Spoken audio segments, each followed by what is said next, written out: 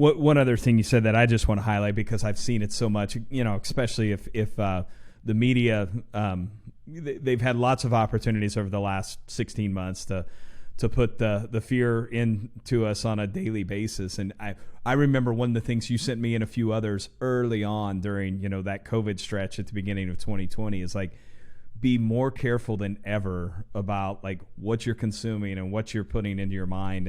And I'm just seeing that, and it's a message I kept saying to our team over and over again. It's like, hey, be smart. Like, yeah, there's bad things going on, but you don't have to just live in fear and listen to them all day long. So I think with entrepreneurs, business owners, that's one of the most important things too, is just the stuff that you're feeding your mind has such a huge impact on that. So, and this may be a good excuse. Well, yeah. I was going to set this up as a way too. One of the things that I do every morning on my drive into work is to listen to Darren daily. So as a kind of shameless plug for that, you put out great content every day for free. So just making sure. So I'll let you share any thoughts you have around that, but it's just, I know it was something that made a huge difference just a few weeks into that COVID stretch. I still remember that email of you saying like, hey, be careful about your routines that you're falling into, and be careful about what you're letting into your mind right now.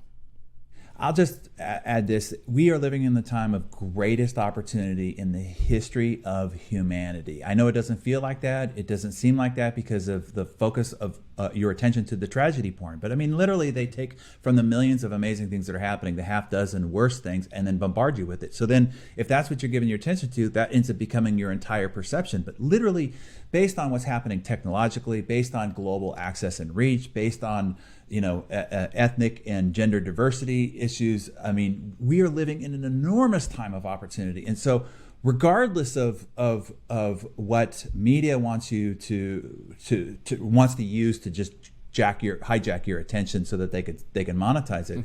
These are the times of greatest opportunity, but you got to look for the light. You got to point yourself towards what's possible, what's hopeful, what's abundant, and then you will find it. You will find it through the darkness. There's always that light, even if it's under the crack of the door at the end of the hallway.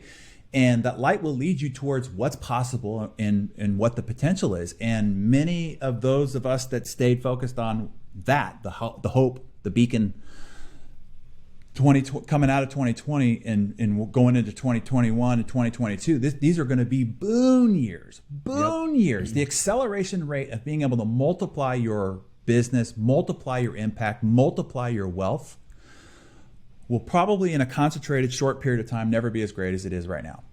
I mean, I don't know what's going to happen in the future, but it will be greater than anything we've ever seen in the past. Undoubtedly.